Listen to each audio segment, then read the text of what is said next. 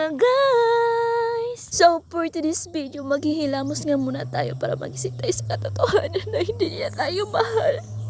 Ay, Cherise! At so yun na nga ho, pagkatapos natin maghilamos, syempre tatagpan natin yan ng tawag para hindi mabasa. So ayun na nga ho, pagkatapos ko maghilamos, samahan niyo ako magpakain na aking mga pato.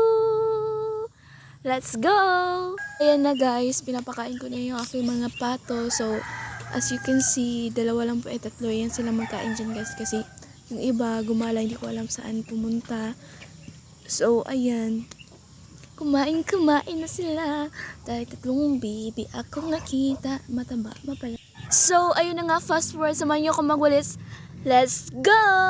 Go, go, go! So, ayun guys, magwawalis tayo dito sa baba na aming bulaklak para maging malinis siya. So, ayan, magwawalis ate girl at may pa okay pa yan siya guys. Ayan. So, pang pag-good vibes yan guys. So, ayan, nagwawalis lang si ate girl. Lilinisan ko lang yan guys. At pagkatapos ngayon, umupo na si ate girl at yan. Inayos niya na talaga yung pagwawalis niya. Pagwawalis.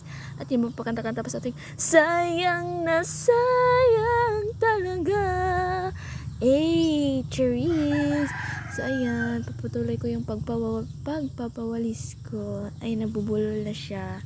Okay lang yan. Hindi lang yan. So ayun, umalis ko saglit si ate girl kasi may pinuntahan siya sa gilid para maging para walisan, para maging malinis lahat. So ayan guys. So yan yung trabaho ko sa araw-araw guys. Maglinis ng bahay at saka may pa-okay sa ate girl. So ayun na nga guys, hindi ko na naipakita sa inyo lahat yung ginawa ko sa bahay kasi nga short video lang. So andito tayo ngayon sa may aso namin. Aso namin, na yung si Danaya, papakita ko sa inyo yung mga babies niya. So, yan po si Danaya guys, yung nanay ng mga aso namin. So, yan po, masungit yan siya guys. Ayan, nonchalant lang siya. So, ayun, nagpa-selfie kami dyan. So, wala talaga siyang reaction guys. Pero okay lang yan. So, ayan yung mga babies niya guys. So, may 5 siyang babies. Hindi ko alam kung babae lahat yan o lalaki. Kasi nga, natatakot akong lumapit niya kasi nangagat siya guys.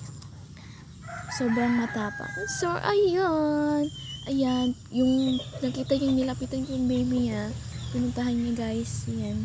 Ay niyang hinahawakan. Pero okay lang guys. So, ayan. Pagpakita ko sa inyo yung manok namin na pangsabong. So, ayan yung pusa namin na si Maldita. Napaka-Maldita talaga niya. At saka yan si Ale guys. Kumakain-kain lang siya. Ang cute-cute niya, diba? Parang amo niya, sure. Yan po si Lingling, yung aming pusa na kulay orange na pinakagwapo sa lahat. Cheers!